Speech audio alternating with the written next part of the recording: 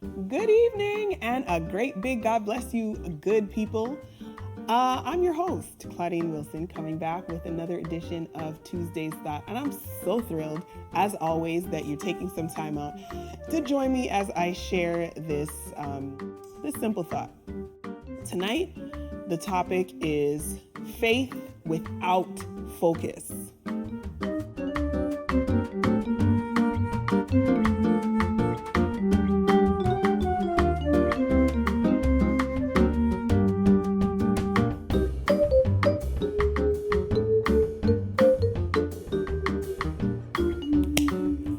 All right, family. So tonight we're having a family chat. I'm talking to the believers. I'm talking to us people of faith.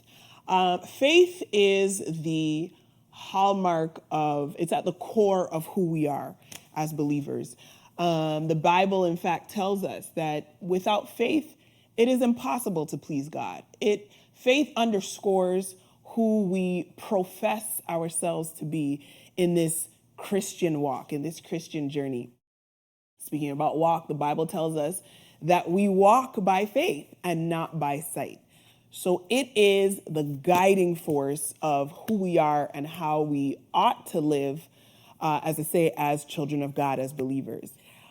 But I'd like to speak tonight on this thought that came to my heart as it relates to faith without focus. Many times, our problem is not so much a faith problem. It's not that we lack the faith. The difficulty that we find in terms of realizing that thing for which we are having faith for, it's a lack of focus. So it's not a lack of faith, it's a lack of focus. The writer in the book of James tells us, he said, faith without works is dead.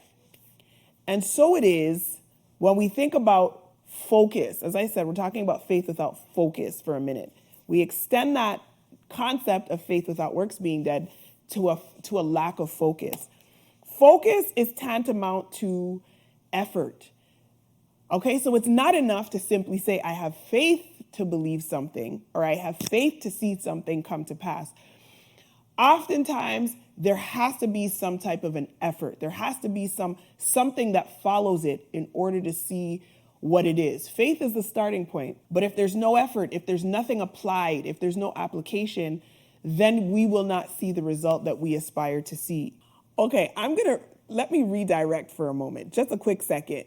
We were in the house of the Lord just this past Sunday, and glory be to God, we got a word. Pastor preached out my whole life, pretty much. We heard about the man at the pool of Bethesda. We'll probably link the video if we are able to, so that you can go back and watch it for yourself. But let me just give you a quick synopsis because it ties in so much to this thought that I had about faith without focus. We heard about the man at the pool of Bethesda. And those of us that are familiar with it recognize that he was there 38 long years. And Jesus came to him on that day and asked him a simple question. He asked him, will you be healed? Wilt thou be made whole? This man had been in his position, in his situation for 38 long years. And rather than focusing on the answer to the question, he proceeded immediately to talk about the excuses and the reasons. Sometimes that's what we have a tendency to do. We'll make excuses, but we'll veil them as, explanations or reasons. But the man came forth with a bunch of excuses without truly looking at what it was that was being presented to him. Jesus gave him a simple question.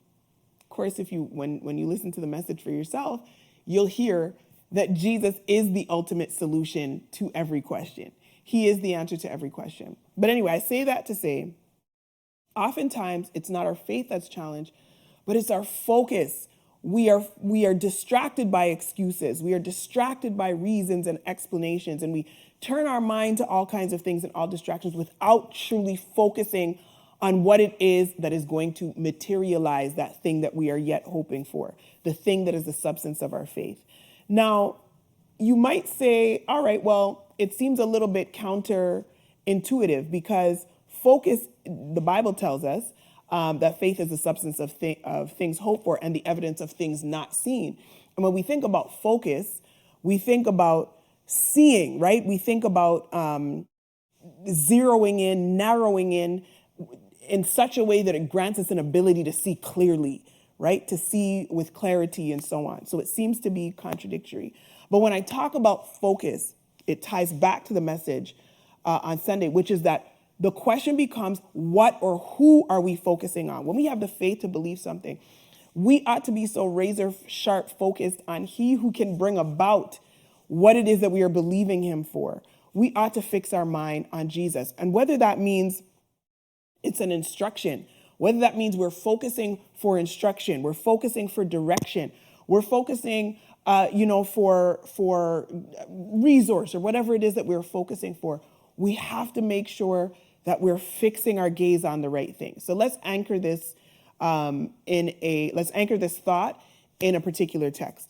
A well-known scripture, Matthew chapter 14, and later down in the passage, verse 22 and beyond, we are told of another encounter that Peter had with Jesus. So the disciples were sailing by night. They were in their ship by night. And lo and behold, they perceive that Jesus is walking to them on the water. They didn't know that right away. But when it became evident, Jesus says, it's me. Don't be afraid. Don't worry. Peter, with boldness, says, okay, if it's you, bid me come to you on the water. And so Jesus says, come on out. And it took Peter, it took an act of faith for Peter to step out on the word, which is to come on out, and to begin walking on the water. But guess what happens? And this is where we're going to anchor it. Chapter 14, and verse 30.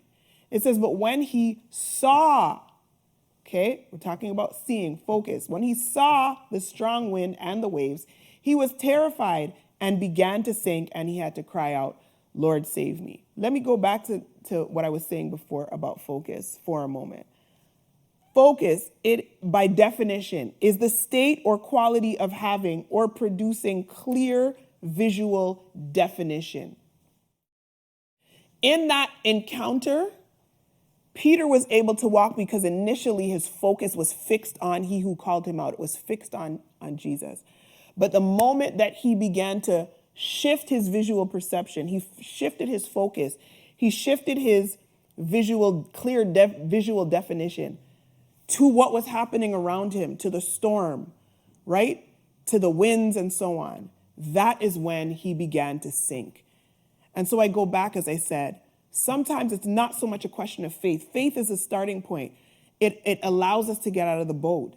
But we fail to see the fulfillment because we fail to focus. I want to encourage us tonight, believers, say to God, let's get back on track.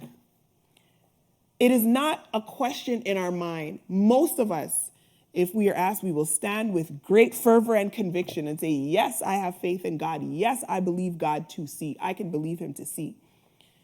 But how many times do we fall short? How many times do we miss a moment? How many times do we miss a breakthrough? Simply because we lack the focus. I want to encourage us tonight. Keep your focus on he who has the answer, he who has the solution, he who is the answer, he who is the solution. Keep your focus fixed on Christ. That action, as I said, the effort that needs to be made in terms of crystallizing or solidifying your faith. Sometimes it may be a decision that needs to be made. And believe it or not, sometimes that effort is in silence. It's not so much in not making the decision, but it's in making the decision not to do anything.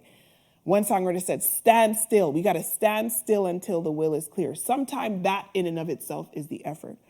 But the point remains that in order for us to see the fulfillment of the faith, there is a level, there's a demand that is required on our focus. So let's keep that in mind as we continue to press forward towards the mark. God is faithful to perform. And so let your faith marry up with your focus to see the results that God has intended.